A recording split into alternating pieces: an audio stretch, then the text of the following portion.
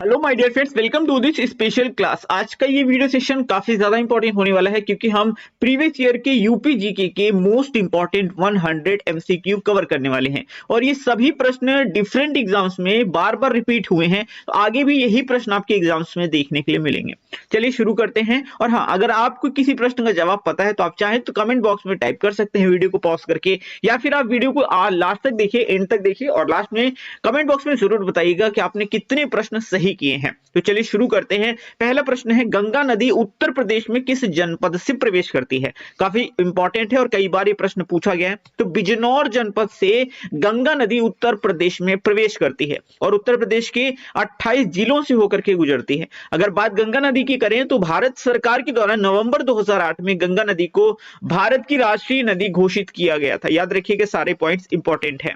प्रश्न नंबर 2 है, चंद्रप्रभा वन्य जीव अभ्यारण्य उत्तर प्रदेश का एक प्रमुख वन्य जीव अभ्यारण्य है। ये कहां पर अवस्थित है? तो ये उत्तर प्रदेश के चंदौली में स्थित है। याद रखिएगा, चा से चंद्रप्रभा और चा से चंदौली। अगर बात करें चंद्रप्रभा वन्य जीव अभ्यारण्य की तो ये उत्तर प्रदेश के चंदौली में 78 वर्ग किलोमीटर क्षेत्रफल में फैला है और इसकी स्थापना वर्ष 1957 में हुई थी। और मैं अगर बताऊं, इसकी स्पेशलिटी ये है कि उत्तर प्रदेश का सबसे छोटा वन्य जीव अभ्यारण्य है। कौन सा?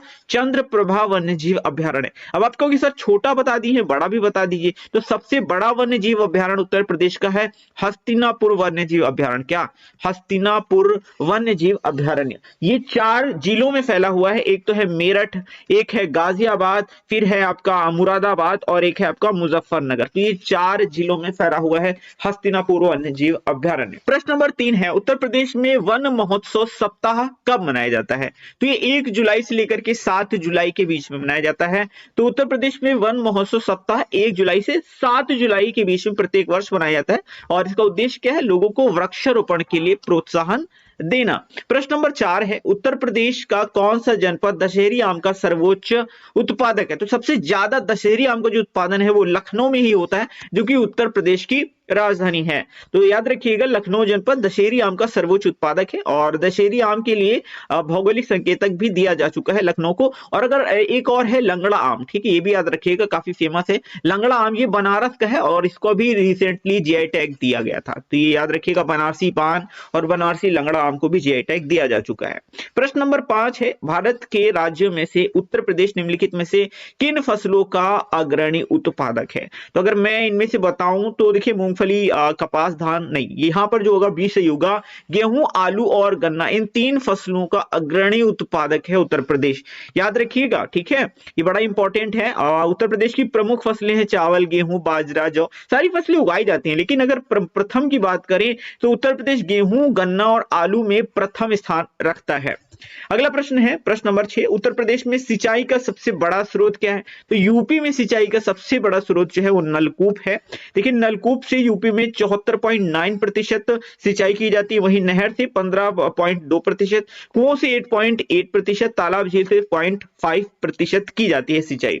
प्रश्न नंबर 7 है, उत्तर प्रदेश की सबसे लंबी नहर कौन सी है? शारदा नहर जो है यूपी की सबसे लंबी नहर है। तो शारदा नहर उत्तर प्रदेश की अधिकतम क्षेत्रफल की सिंचाई करती है और उत्तर प्रदेश राज्य की सर्वाधिक लंबी नहर जो है वो शारदा नहर ही है।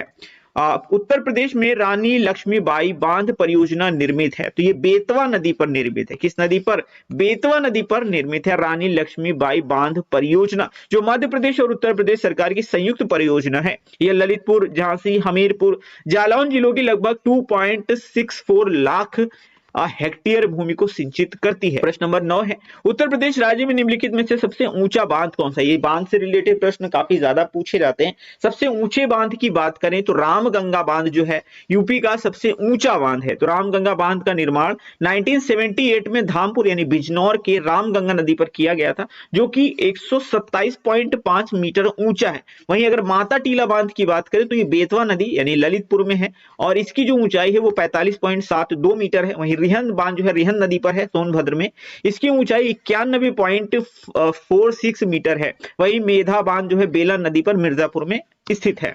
अगला प्रश्न है प्रश्न नंबर 10, निम्नलिखित में से नदी का जल ग्रहण क्षेत्र सर्वाधिक है। तो कौन सी नदी है जिसका जल ग्रहण क्षेत्र सर्वाधिक है? सोन नदी है। सोन नदी ये गंगा की एक ट्रिब्यूटरी है, यानी गंगा की सहायक नदी है।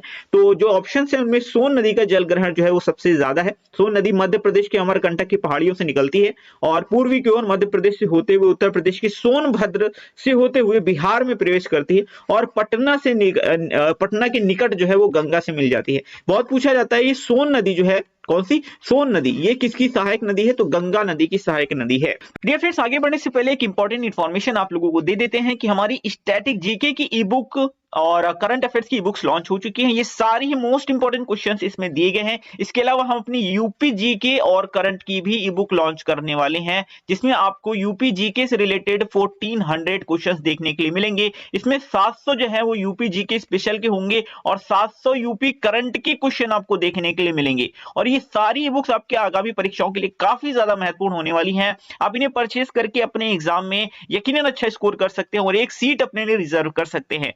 इन ई बुक्स को काफी ज्यादा एनालिसिस करने के बाद बनाया गया है, तो अभी परचेज करें। इनके लिंक्स आपको डिस्क्रिप्शन बॉक्स में मिल जाएंगे। बढ़ते हैं आगे। प्रश्न नंबर 11 है, निम्नलिखित में से उत्तर प्रदेश का कौन सा जनपद नेपाल के साथ सीमा साझा नहीं करता? देखिए, नेपाल के साथ 7 जिले जो हैं वो सीमा साझा करते हैं और ये आपको हर हाल में याद रखना है, क्योंकि ये ऐसा प्रश्न है जो पूछा जाएगा। तो कौन सा जिला है जो सीमा साझा नहीं करता? वो कुशीनगर है। तो ये 7 जिले मैंने आपको बताए कौन कौन से ये 7 जिले हैं। बलरामपुर, श्रावस्ती, लखीमपुर खीरी, बहराइच, पीलीभीत, सिद्धार्थनगर, महाराजगंज। चलिए मैं आपको एक स्टोरी सुना देता हूं, हो सकता है आपको उससे याद हो जाए। बहुत सारे एस्पिरेंट्स ऐसे होंगे जिनको मैप याद होगा, जिनको मैप याद है उनके लिए कोई दिक्कत नहीं, जिनको मैप नहीं याद है उन्हें मैं एक स्टोरी बना के सुना देता हूं। जैसे महाराज सिद्धार्थ और बलराम, क्या महाराज सिद्धार्थ और बलराम श्रावस्ती में, महाराज सिद्धार्थ और बलराम ने श्रावस्ती में बहरे बाबा के खेत में खीरा और पीला भात खाया। क्या?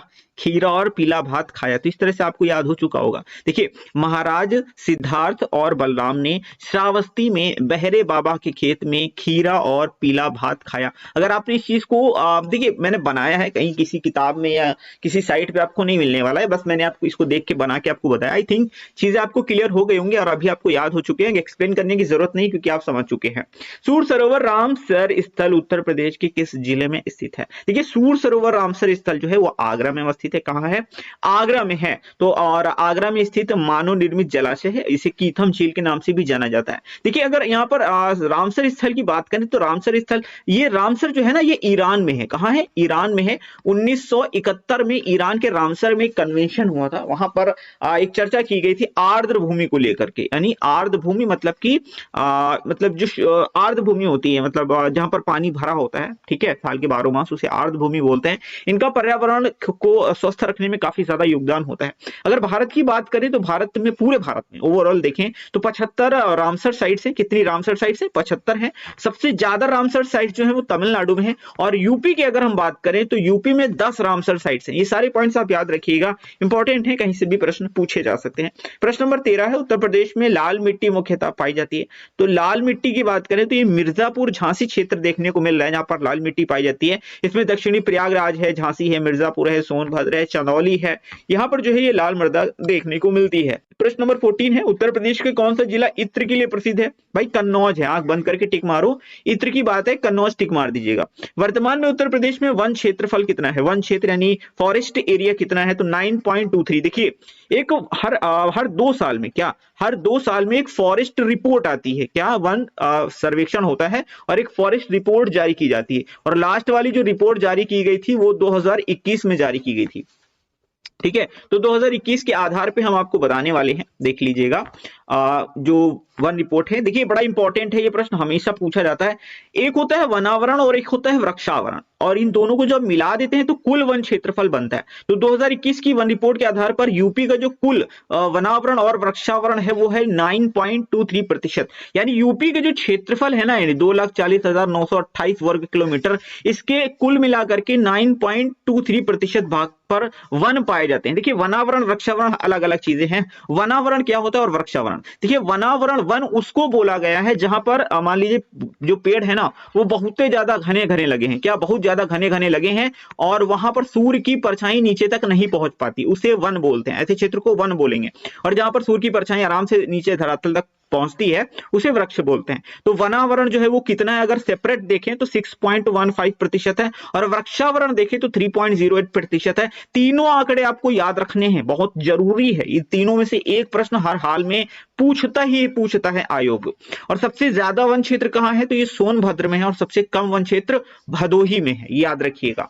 बढ़ते हैं प्रश्न नंबर 16 की तरफ। निम्नलिखित में से कौन सा सही सुमेलित नहीं है, कौन किसके किनारे नहीं है, तो अयोध्या है, ठीक है, कोसी, गोरखपुर, सुल्तानपुर, गोमती, गंगा। भैया इसमें ऑप्शन नंबर सी जो है ये थोड़ा सा डाउटफुल लग रहा है, तो ऑप्शन नंबर सी ही यहाँ पर डाउटफुल है। गोरखपुर राप्ती नदी के किनारे है, जबकि यहाँ पर ऑप्शन सी में कोसी नदी दे रखा है, तो यहाँ पर गोरखपुर राप्ती नदी के किनारे होगा। बाकी तो सही ऑप्शन है, वाराणसी गंगा नदी के किनारे है और सुल्तानपुर गोमती नदी के किनारे है और अयोध्या सरयू नदी के किनारे है, याद रखिएगा, इंपॉर्टेंट है, पूछा गया प्रश्न है। अंबेडकर नगर का मुख्यालय अकबरपुर है, सही है, कौन सा सम्मिलित नहीं है। कानपुर देहात का अकबरपुर माती, ये भी सही है, कोई दिक्कत नहीं है, मतलब ये सही है। इस क्वेश्चन पूछा गलत कौन सा है, जालौन का उरई है, ये भी सही है, मतलब ऑप्शन नंबर डी यहाँ पर गलत दिया हुआ है, मतलब इस क्वेश्चन के अकॉर्डिंग ऑप्शन नंबर डी सही होगा। कौशाम्बी का जो है ना वो मंझनपुर है, क्या है, कौशाम्बी का जो जिला मुख्यालय है ना वो मंझनपुर है। नौगढ़ जो है ना वो सिद्धार्थ नगर का है, मैंने यहाँ पर लिख भी रखा है, आप देख सकते हैं। अंबेडकर नगर का अकबरपुर है, कानपुर देहात का अकबरपुर माती है, ये जिला मुख्यालय है। जालौन का उरई है, कौशाम्बी का मंझनपुर है, सिद्धार्थ नगर का नौगढ़ है, याद रखिएगा, इंपॉर्टेंट है। प्रश्न नंबर 18 है, 2001 की जनगणना के अनुसार उत्तर प्रदेश में साक्षरता दर में 2001 से 11 तक में कितनी वृद्धि हुई, यानी वृद्धि कितनी देखी गई, तो 11.45% की वृद्धि देखी गई। ध्यान से सुनिएगा, ये आंकड़े इंपॉर्टेंट हैं। 2011 की जनगणना के अनुसार उत्तर प्रदेश की साक्षरता दर 2001 से 2011 के बीच में कितनी वृद्धि हुई है, तो ये 11.45% हुई है। देखिए अगर 2011 की जो देखा जाए साक्षरता दर वो है कितनी एग्जैक्टली, तो 67.68% है। और अगर 2001 की आप यहां पर देखोगे तो घटा के देख लो, बड़ा इजी है, 56.23% है। लेकिन आपको ये वाली हर हाल में याद रखनी है, और ये वाली वृद्धि कितनी हुई 11.45%। और देखा जाए 2011 के अनुसार साक्षरता दर है कितनी उत्तर प्रदेश की, तो वो है 67.68%, बड़ा इंपॉर्टेंट है। अगला प्रश्न लेते हैं, उत्तर प्रदेश कृषि अनुसंधान संस्थान निम्नलिखित में से किस स्थान पर अवस्थित है, तो कौन सा, उत्तर प्रदेश कृषि अनुसंधान संस्थान, ये जो है ये अवस्थित है ऑप्शन नंबर ए, यानी लखनऊ में अवस्थित है। कहां, लखनऊ में ये अवस्थित है। प्रश्न नंबर 20 है, उत्तर प्रदेश के निम्नलिखित कथनों में से कौन सा कथन सही नहीं है। गन्ना उत्पादन में हाँ प्रमुख है, ठीक है, दूध में भी उच्चतम उत्पादन है, सही है, चावल में सबसे बड़ा नहीं, चावल में भाई सबसे बड़ा नहीं है यूपी, आलू में सबसे बड़ा उत्पादक, सही, यानी ऑप्शन नंबर सी सही होगा, क्योंकि चावल में जो है ना वो यूपी सबसे बड़ा उत्पादक नहीं है। चावल के सबसे बड़ा उत्पादक पश्चिम बंगाल है, यूपी हालांकि दूसरे स्थान पे आता है। बाकी आप गन्ने की बात करोगे, दूध की बात करोगे, आलू की बात करोगे, तो इनमें यूपी प्रथम स्थान पे आता है।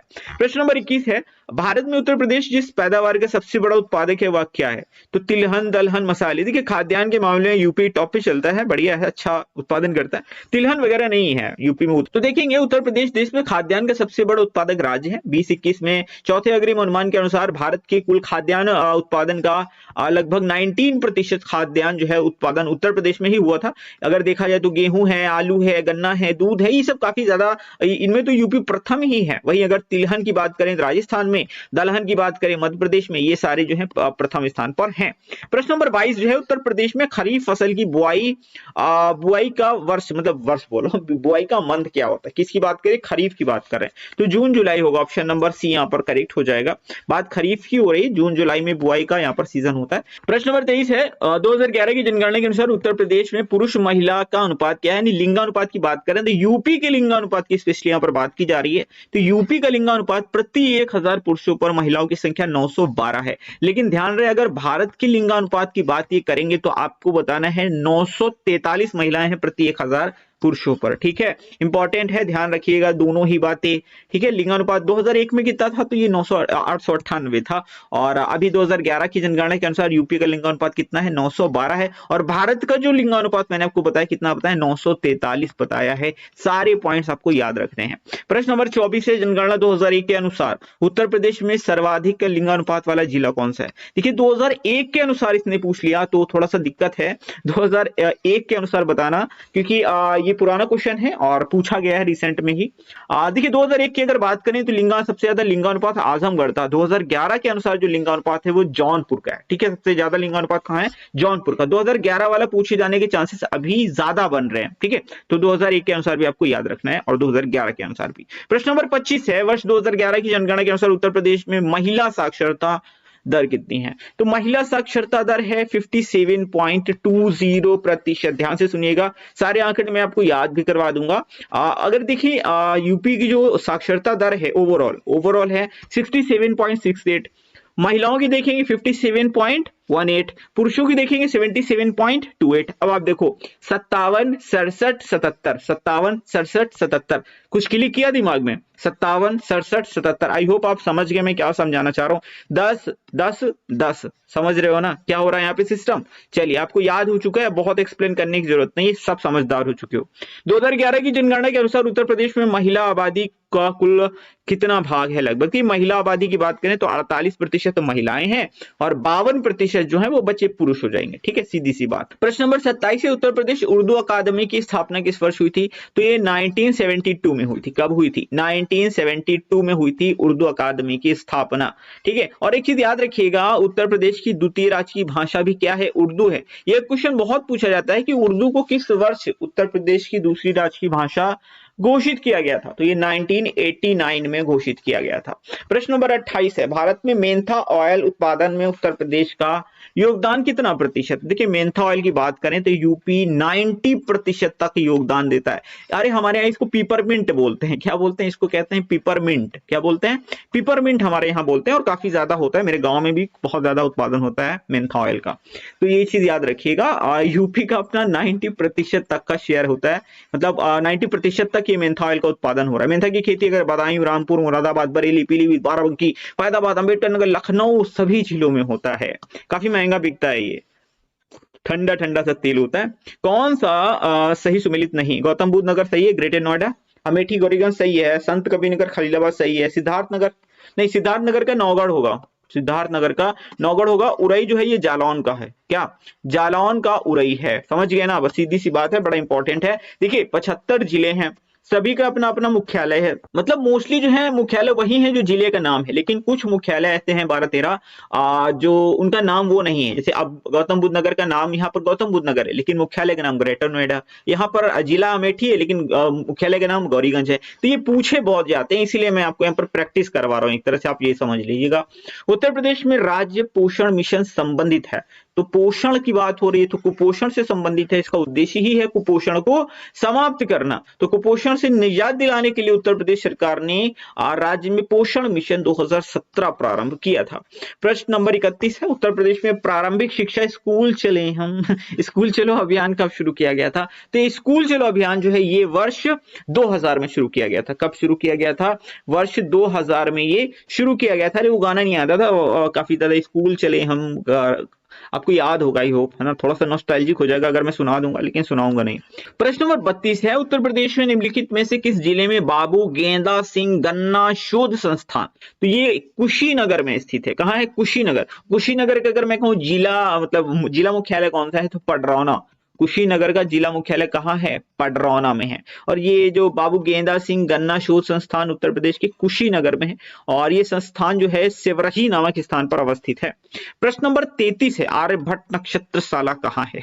तो ये रामपुर में है। कहां पर है, आर्यभट्ट नक्षत्रशाला रामपुर में है, बड़ा इंपॉर्टेंट है, ध्यान से सुनिएगा।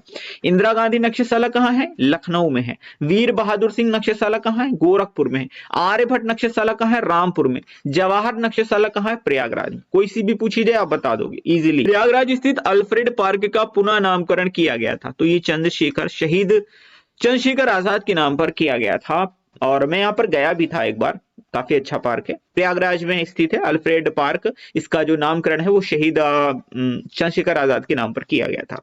अगला प्रश्न है प्रश्न नंबर 35। निम्नलिखित में से कौन सा युग्म सही सुमेलित नहीं है? मुरादाबाद पीतल का काम होता है, ठीक है।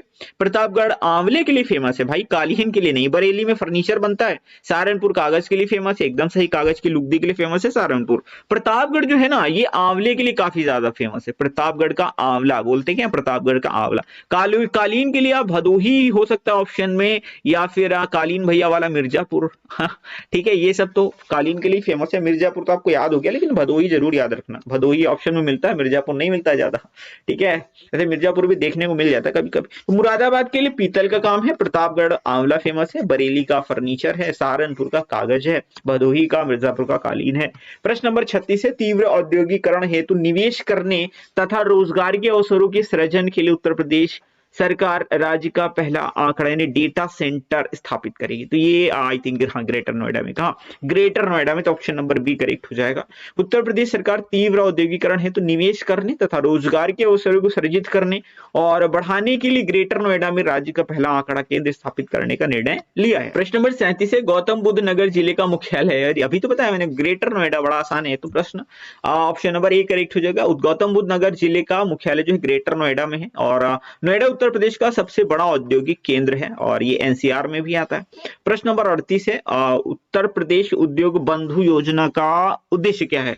तो बंधु योजना निर्यात नहीं, ये नहीं होगा। औद्योगिक इकाइयों की समयबद्ध नहीं, ये भी नहीं होगा। औद्योगिक श्रमिकों को नहीं, ये भी नहीं, ये ऑप्शन सही है, ये नहीं, मैंने इसको टिक गलत मार दिया, ऑप्शन नंबर यही सही है, बी वाला, ठीक है। क्या औद्योगिक इकाइयों की समयबद्ध, हाँ समयबद्ध स्थापना सुनिश्चित करना, प्रशिक्षण से रिलेटेड नहीं, ऑप्शन नंबर बी यहाँ पर सही है। याद रखिएगा ऐसे क्वेश्चन आते हैं, थोड़ा कंफ्यूजन हो जाता है। तो उत्तर प्रदेश उद्योग बंधु योजना का उद्देश्य औद्योगिक इकाइयों की समयबद्ध स्थापना सुनिश्चित करना है। प्रश्न नंबर 39 है, निम्नलिखित में से कौन सा सही सुमेलित नहीं है? Biotechnology park Lucknow, Tronica city Noida में नहीं है, प्लास्टिक सिटी कानपुर है, लेदर टेक्नोलॉजी पार्क उन्नाव है, सही है। यानी ऑप्शन नंबर बी जो है वो इस क्वेश्चन के अकॉर्डिंग सही हो जाएगा। तो आप कहेंगे सर ट्रोनिका सिटी क्या है, ये कहाँ है? तो देखिए ट्रोनिका सिटी जो है इसकी स्थापना गाजियाबाद में की गई है। बाकी बायोटेक्नोलॉजी पार्क लखनऊ में है, प्लास्टिक सिटी कानपुर जौनपुर, और चर्म लेदर जो है पार्क ये कहाँ है? बंथरा, उन्नाव में है, बंथरा वहीं पर अवस्थित है। प्रश्न नंबर 40 है, निम्नलिखित में से किसमें विज्ञान नगरी अवस्थित है? तो विज्ञान नगरी किस में अवस्थित है? तो बात विज्ञान नगरी की हो रही है, तो हम पहुंच जाएंगे उत्तर प्रदेश की राजधानी कहाँ? लखनऊ में, उत्तर प्रदेश की राजधानी लखनऊ में। गीडा क्या है? देखिए गीडा यहाँ पर आप गोरखपुर को पकड़ लो काम खत्म हो जाएगा। क्या? गोरखपुर को पकड़ लो काम हो जाएगा। भैया ये प्रश्न बहुत बार आया है, बहुत सारे लोग कंफ्यूज हो जाते हैं। ठीक है, गीडा मतलब GIDA, गोरखपुर औद्योगिक विकास प्राधिकरण, मतलब गोरखपुर इंडस्ट्रियल डेवलपमेंट अथॉरिटी, ये इसका फुल फॉर्म है। एग्जाम में बहुत बार पूछा जाता है। 1989 में गोरखपुर परिक्षेत्र में तीव्र औद्योगिक विकास के उद्देश्य से इसकी स्थापना की गई थी। प्रश्न नंबर 42 है, कौन सा सुमेलित नहीं है? इंडियन टेलीफोन और इंडस्ट्रीज रायबरेली, ट्रांसफार्मर ये हो गया सही है। कृत्रिम अंग निर्माण ये गलत है, और उर्वरक कारखाना फूलपुर में, ठीक है। कृत्रिम अंग निर्माण जो निगम है ये लखनऊ में नहीं है, ये कानपुर में है। कहां पर है? कानपुर में है। ये एग्जाम में बहुत बार प्रश्न पूछा गया है, याद रखिएगा। कृत्रिम अंग निर्माण निगम कहां है? कानपुर में है। प्रश्न नंबर 43 है, सुमेलित नहीं है, बताना है गलत है इसमें से। गोटे का कार्य ठीक है, पीतल की मूर्तियां मुरादाबाद सही है भाई, मथुरा भी सही। ताला भाई, ताला अलीगढ़ का फेमस है। कहाँ का? ताला अलीगढ़ में बनता है। अलीगढ़ के ताले बोला जाता है ना, अलीगढ़ के ताले, बेक्षण ये सही है। ऑप्शन नंबर सी यहाँ पर थोड़ा सा इन्होंने गड़बड़ कर दिया। ताले जो है ना वो अलीगढ़ के बहुत ज्यादा फेमस है। प्रश्न नंबर 44 है, कौन सा सुमेलित नहीं है? सीमेंट चुर्क डल्ला सही है। कागज कन्नौज नहीं है भाई साहब, कागज जो है वो सहारनपुर है।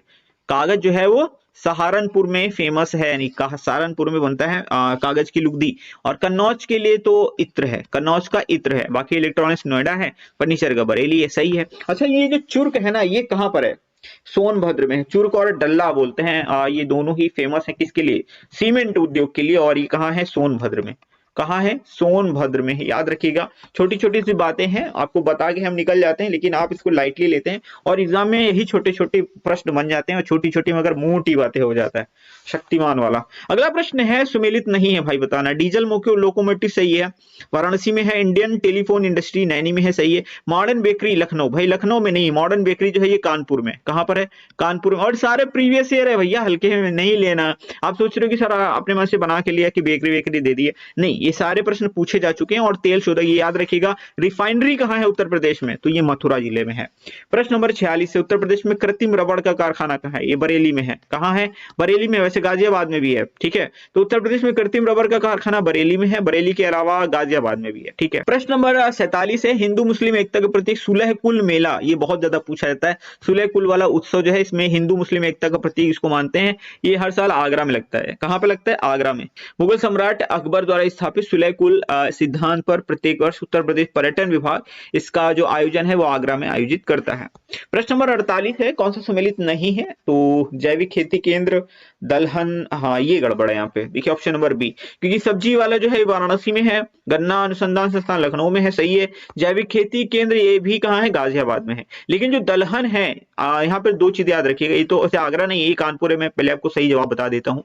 ये जो दलहन संस्थान है, मैंने आपको याद करने की जरूरत नहीं पड़ेगी, आप याद रखिएगा। दाल संस्थान और चीनी संस्थान दोनों के एक साथ याद रखो। दालचीनी, क्या दालचीनी अलग अलग चीजें हैं, लेकिन अगर पूछ ले भारतीय दलहन अनुसंधान संस्थान तब भी कानपुर मार देना। और अगर पूछ ले भारतीय चीनी, क्या भारतीय चीनी अनुसंधान संस्थान, तब भी कानपुर लगाइएगा। गन्ना पूछेगा तो लखनऊ लगाइएगा, लेकिन चीनी पूछेगा तो कानपुर लगा देना, ठीक है। दालचीनी करके याद रख लो, बड़ा आसान है और पूछा भी जाता है। तो ये मैंने आपको वही चीज बताई, इसको मैंने एक्सप्लेन करके लिख दिया है। प्रश्न नंबर 49 है, काष्ठ निकासी घरेलू। देखिए जब भी ये लकड़ी की नक्काशी वाला है ना, तो आप सहारनपुर टिक मारना है। क्या लकड़ी की नक्काशी की बात करें तो सहारनपुर पे टिक आपको मारना है। बहुत ज्यादा आपको बात नहीं करना है, बढ़ जाते हैं आगे। प्रश्न नंबर 50 है, उत्तर प्रदेश में सॉफ्टवेयर और बिजनेस प्रोसेस आउटसोर्सिंग। देखिए सॉफ्टवेयर वगैरह की बात करेंगे तो आपको नोएडा जाना पड़ेगा। कहाँ? नोएडा में जाना पड़ेगा। उत्तर प्रदेश में सॉफ्टवेयर और बिजनेस प्रोसेस आउटसोर्सिंग उद्योग का सबसे बड़ा केंद्र नोएडा में अवस्थित है। भारत में सॉफ्टवेयर और बीपीओ उद्योग के अन्य केंद्रों में बेंगलुरु है, मुंबई है, चेन्नई है, हैदराबाद है, पुणे है, लेकिन यूपी में बात करेंगे तो नोएडा है। प्रश्न नंबर 51 है, व्यापार सुविधा केंद्र और क्राफ्ट म्यूजियम उत्तर प्रदेश के। तो क्राफ्ट की बात हो रही है तो यहाँ पर वाराणसी एकदम सही हो जाएगा। क्या वाराणसी एकदम सही हो जाएगा। तो व्यापार सुविधा केंद्र और क्राफ्ट म्यूजियम को दीनदयाल हस्तकला संकुल के नाम से भी जाना जाता है। ये वाराणसी में अवस्थित है। अगला प्रश्न है, प्रश्न नंबर 52 है, UPSIDA का फुल फॉर्म क्या है? तो काफी बड़ा वाला दे दिया भाई साहब। तो इसका ऑप्शन नंबर 1 करेक्ट होगा, उत्तर प्रदेश राज्य औद्योगिक विकास प्राधिकरण। ठीक है, क्या है? उत्तर प्रदेश राज्य औद्योगिक विकास प्राधिकरण। प्रश्न नंबर 53 है, कौन सा सम्मिलित नहीं है? सोनभद्र, चूना पत्थर, प्रयागराज शीशा बालू, फिरोजाबाद तांबा। फिरोजाबाद का तांबा नहीं है, फिरोजाबाद का तो कांच की चूड़ियां हैं। तांबा जो होता है वो ललितपुर में होता है। कहाँ होता है? तांबा है, यूरेनियम है, ये सब ललितपुर में होता है। फिरोजाबाद में कांच की चूड़ियां होती हैं, मिर्जापुर में नॉन प्लास्टिक फायर क्ले होता है। ठीक है, तो भाई मैं आपको एक बार दिखा देता हूँ। सोनभद्र से चूना पत्थर याद रखो, प्रयागराज से शीशा बालू, फिरोजाबाद से कांच की चूड़ी, ललितपुर का तांबा याद रखो, मिर्जापुर का नॉन प्लास्टिक फायर क्ले आप याद रख सकते हो। उत्तर प्रदेश में परमाणु ऊर्जा केंद्र कहाँ अवस्थित है? तो ये नरौरा में है। एक ही एकमात्र ही है यूपी के अंदर, नरौरा में। और नरौरा भी कहाँ है ये भी पूछा जा चुका है, पूछ लें तो बता देना भाई। बुलंदशहर। कहाँ? नरौरा कहाँ है?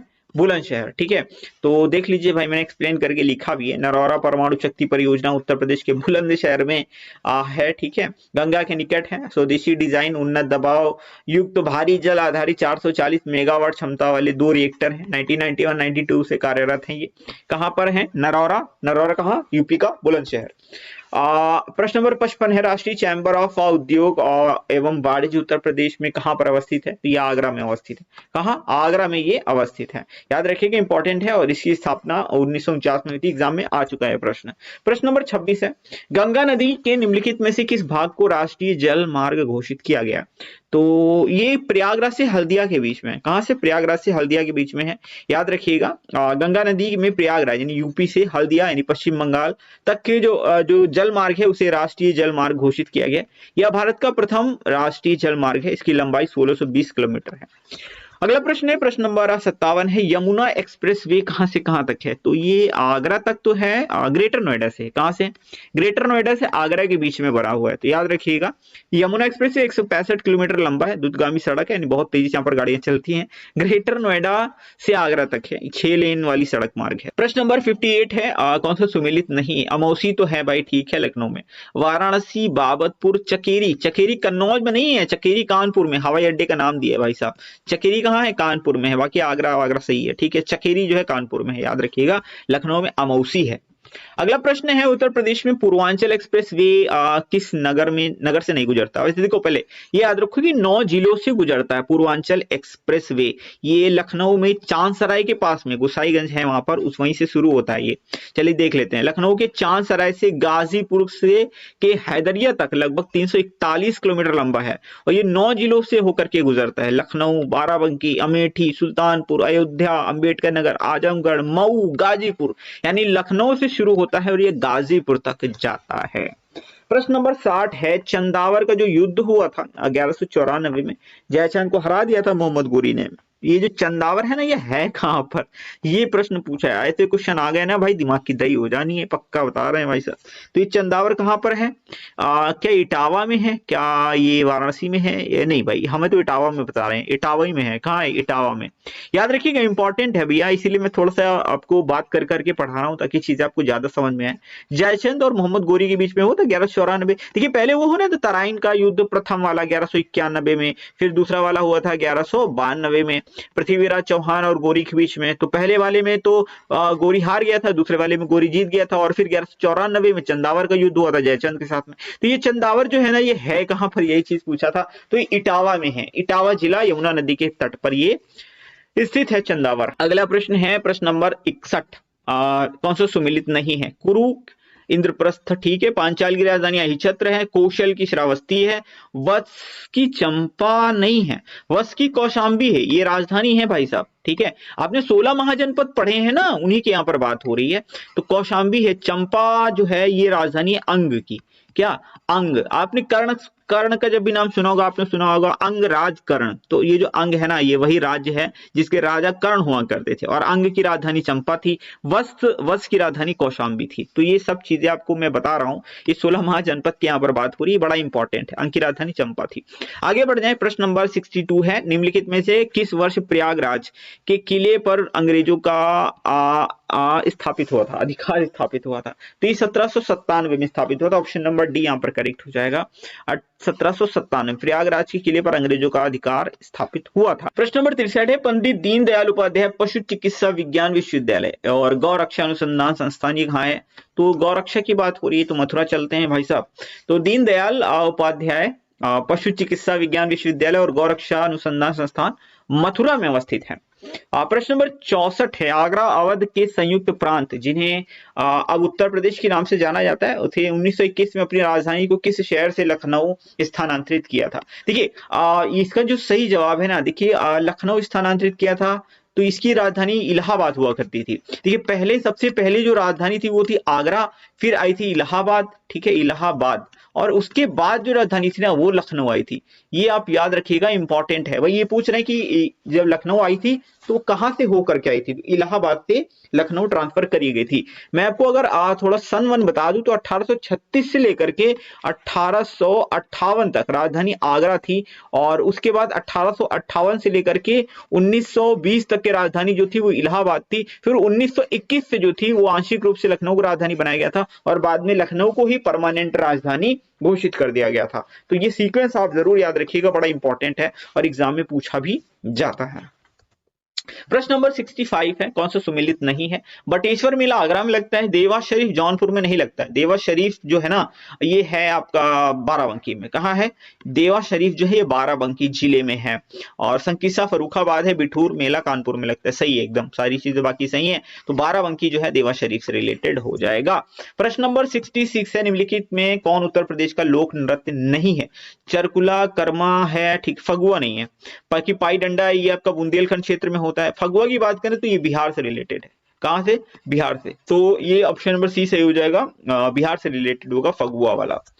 अगला प्रश्न है, प्रश्न नंबर 67, उत्तर प्रदेश में कृषि विश्वविद्यालय की संख्या कितनी है? तो 5 है।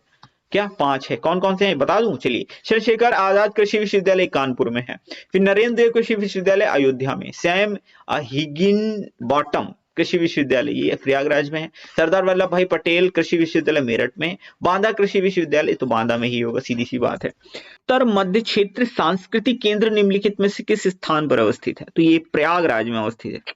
कहाँ है? प्रयागराज में ये अवस्थित है, याद रखिएगा, बड़ा इंपॉर्टेंट है, एग्जाम में आ चुका है। प्रश्न नंबर 69 है, जो नृत्य दिए गए हैं इसमें से कौन सा सुमेलित नहीं है? कर्मा, महोबा है, और धुरिया है, नटवरी पूर्वांचल है, धीवर का कहार है, तो इसका कौन सा होगा, तो मुझे तो याद नहीं आ रहा, देख ही लेते हैं। ठीक है, तो ऑप्शन नंबर ए होगा। कर्मा सोनभद्र का है, हाँ ठीक है, महोबा का नहीं है, तो ये होगा यहाँ पर। कुछ कुछ मैं भी भूल जाता हूँ भाई, इंसान ही हूँ। धुरिया का बुंदेलखंड होगा, धीवर का कहार है।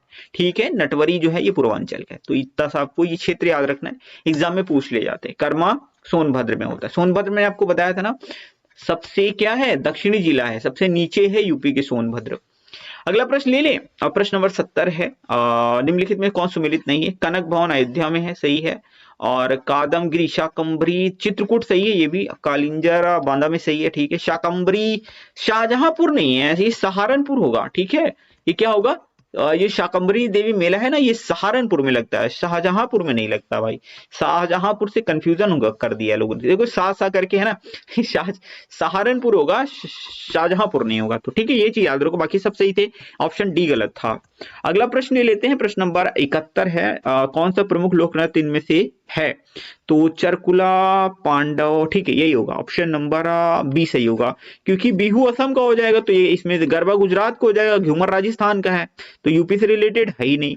राउतनाथ छत्तीसगढ़ का है, भांगड़ा पंजाब का है, राउफ ये आपका जम्मू कश्मीर का है, लावड़ी ये आपका है महाराष्ट्र का, कथक तो यूपी का है, लेकिन कथकली केरल का है। तो ये तीनों जो है ना, ये यूपी से रिलेटेड है। बाकी देख रहे हैं ना, अदर अदर स्टेट के आ रहे हैं, तो भाई समझ ही गए होंगे, बाकी अब क्या ही बताएं। उत्तर प्रदेश में आप बाकी देख लो, चरकुला है, कर्मा है, रास है, जुगनी है, नटवरी है, कार्तिक है, राई नृत्य है, पाई डंडा है, पांडव है, ये सारे यूपी के ही लोक नृत्य हैं, इंपॉर्टेंट है। प्रश्न नंबर 72 है, छठ पूजा में किस भगवान की पूजा की जाती है। भाई पूछने वाली बात है क्या, ये रवि देवता। अब आपको सर ये क्या बता रहे हैं, सूर्य देवता है।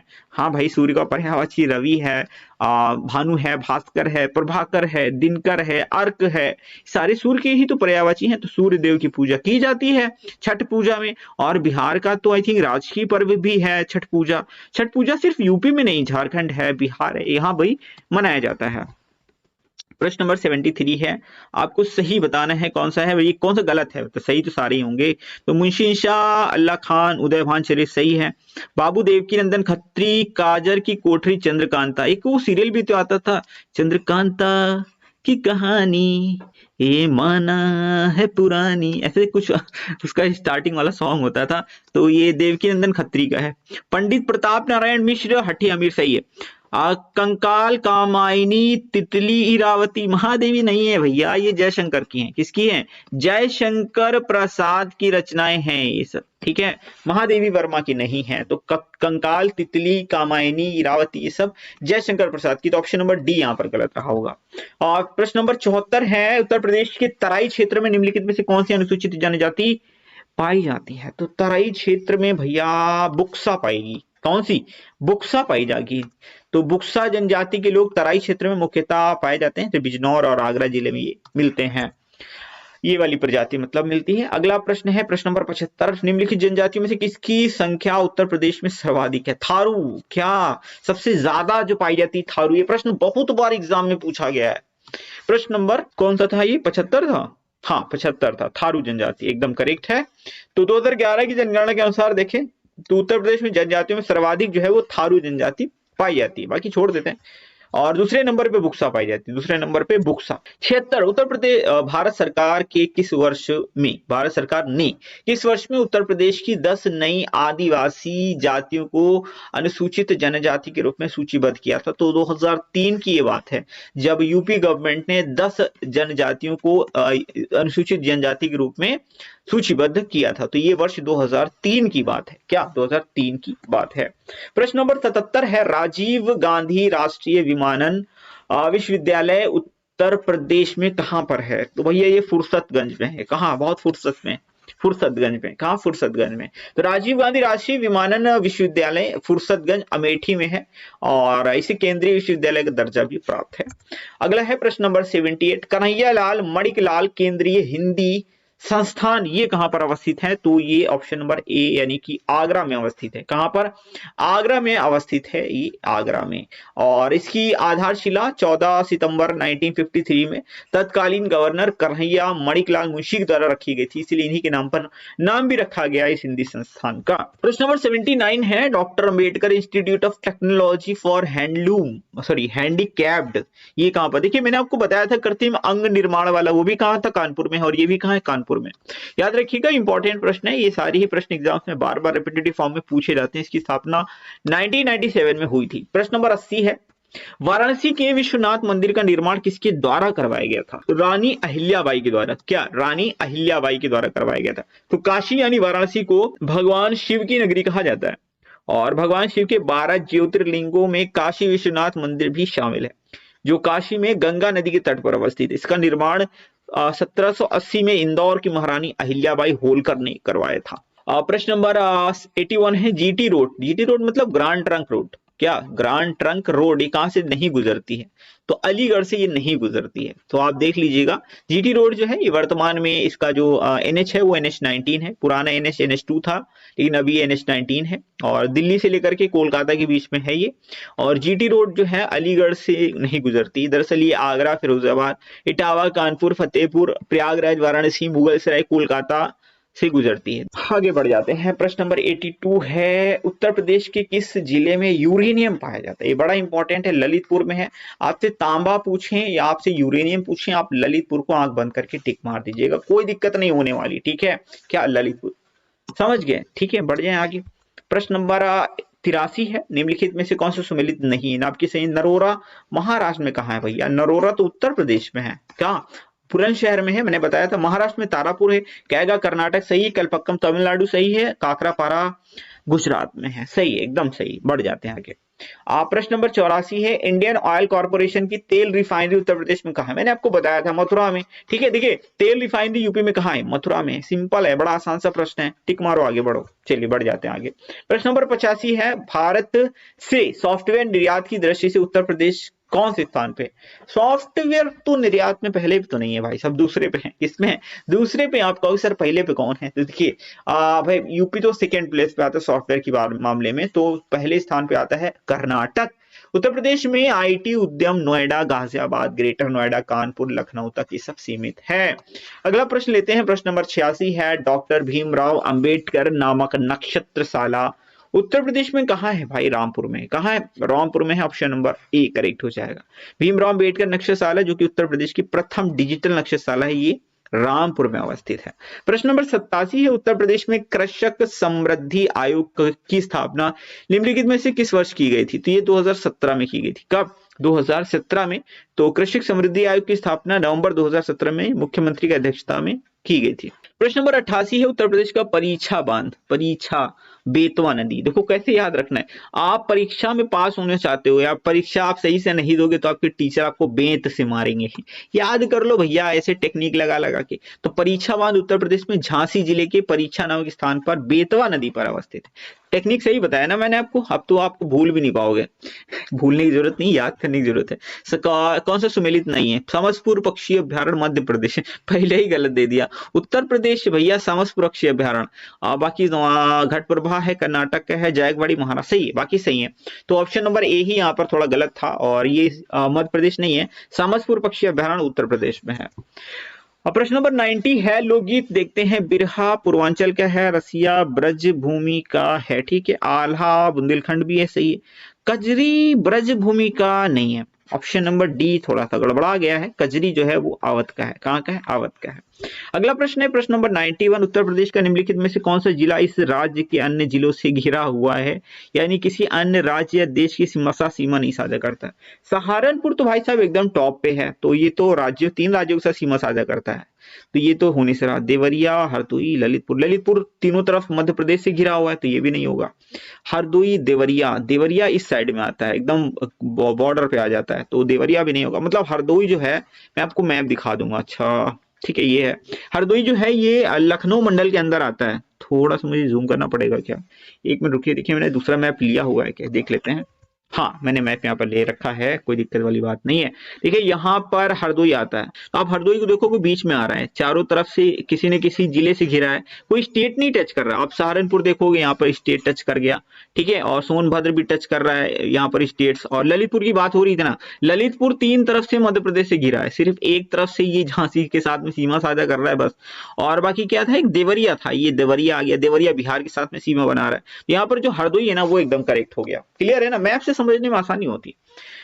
उत्तर प्रदेश दिवस कब मनाया जाता है? 24 जनवरी को। बड़ा आसान है और बड़ा इंपॉर्टेंट भी है। दरअसल 24 जनवरी सन 1950 को यूपी की स्थापना हुई थी, यानी संयुक्त प्रांत, पहले इसे यूनाइटेड प्रोविंस कहते थे, बाद में इसका नाम यूपी रखा गया। तो 24 जनवरी 1950 करेक्ट हो जाएगा। कौन सा सुमेलित नहीं है? तो ऐसे 4 में 4 क्वेश्चन आ जाते हैं एक ही क्वेश्चन के अंदर, आप देखोगे तो ऑप्शन नंबर डी यहाँ पर सुमेलित नहीं है। डी में क्या है? अच्छा, हल्दी। हल्दी का फिरोजाबाद दे दिया, नहीं, हल्दी जो है वो ललितपुर में होती है, फिरोजाबाद में नहीं होती। बाकी लहसुन मैनपुरी में होता है, प्याज गाजीपुर में होता है, मिर्च देवरिया में होता है, और हल्दी जो है ये ललितपुर में होती है। प्रश्न नंबर 94 है, फरवरी 2023 में प्रस्तुत यूपी बजट कितना था? 23-24 वाला। तो ये था 6.90 लाख करोड़। देखो ये आंकड़ा बड़ा इंपॉर्टेंट है और ये आपको याद रखना ही होगा, और ये ऐसा प्रश्न एग्जाम में कई बार पूछा गया है। तो याद रखिएगा 22 फरवरी 2023 को राज्य के जो वित्त मंत्री हैं यूपी के, वर्तमान की बात हो रही है, तो ये है सुरेश कुमार खन्ना, और इन्होंने अपना जो बजट प्रस्तुत किया था उसमें जो यूपी का बजट था वो था 6.90 लाख करोड़। एग्जैक्टली आप देखोगे 6,90,242.43 करोड़ रुपए। बाप रे, इतना अमाउंट। अगला प्रश्न है, उत्तर प्रदेश में कन्या सुमंगला योजना की शुरुआत किसके लिए की गई थी? तो रोजगार की बात नहीं हुई थी, डिजिटल साक्षरता की बात नहीं हुई थी, स्वास्थ्य शैक्षणिक वाणिज्य सही लग रहा है, लेकिन ठीक है यही होगा। खेल में भागीदारी नहीं है, ये भी नहीं है, ये भी नहीं। ऑप्शन नंबर डी यहाँ पर सबसे सुटेबल है। क्या? ऑप्शन नंबर डी एकदम सही हो जाएगा। तो व्याख्या, उत्तर प्रदेश राज्य द्वारा अक्टूबर 2019 में शुरू की गई कन्या सुमंगला योजना के तहत बेटी के पैदा होने से लेकर के इसकी पढ़ाई तक खर्चा जो है वो सरकार वहन करेगी, आर्थिक सहायता दी जाएगी। तो इसका उद्देश्य है बेटियों को आत्मनिर्भर बनाना। प्रश्न नंबर 96 है, वर्ष 2011 की जनगणना के अनुसार उत्तर प्रदेश की जनसंख्या वृद्धि प्रतिशत क्या है? तो जनसंख्या वृद्धि प्रतिशत कितना है? तो ये है ऑप्शन नंबर बी। कितना? 20.23%। कितना है? 20.23%। प्रश्न नंबर 97 है, निम्नलिखित में से किस वर्ष में उत्तर प्रदेश में निःशुल्क और अनिवार्य शिक्षा के अधिकार नियम को लागू किया गया था? तो ये 2011 में लागू किया था। क्या? अनिवार्य शिक्षा वाला जो कानून है, वैसे इसको 2002 में ही संशोधन मतलब एक किया गया था। कौन सा अमेंडमेंट था? 86th constitutional amendment. तो इसके अंतर्गत 6 से 14 वर्ष के जो आयु के बच्चे थे उनके लिए निःशुल्क शिक्षा का एक प्रावधान किया गया था, और इसको आर्टिकल नंबर 21A के अंतर्गत रखा गया था। लेकिन बात यूपी की हो रही है, तो यूपी में इसको 2011 में लागू किया गया था। प्रश्न नंबर 98 है, बजट 2023-24 के अनुसार जीडीपी में उत्तर प्रदेश का कितना प्रतिशत योगदान है? तो 8% से अधिक योगदान है। क्या? 8% से अधिक का योगदान है। तो ये हमारा आज का प्रश्न है, मिड डे मील योजना प्रारंभ हुई थी, तो मिड डे मील योजना 1995 से शुरू हुई थी उत्तर प्रदेश में। इसमें है क्या, जो बच्चे हैं ना सरकारी स्कूल्स में, जो बच्चे, उन्हें जो लंच का भोजन है, जो लंच मिलता है वो फ्री में सरकार के द्वारा उपलब्ध कराया जाता है। ये 15 अगस्त 1995 से शुरू हुई थी। तो ये थी आज के सारी यूपी जीके से रिलेटेड इंपॉर्टेंट 100 एमसीक्यू, और एक क्वेश्चन आपको देकर के जा रहा हूं, इसका जवाब आपको कमेंट बॉक्स में टाइप करना है। आई होप वीडियो आपको पसंद आया होगा। लाइक शेयर सब्सक्राइब कर लीजिएगा ताकि नेक्स्ट वाला पार्ट भी आपको मिल सके, उसका नोटिफिकेशन आप तक पहुंच सके। मिलते हैं अगले वीडियो।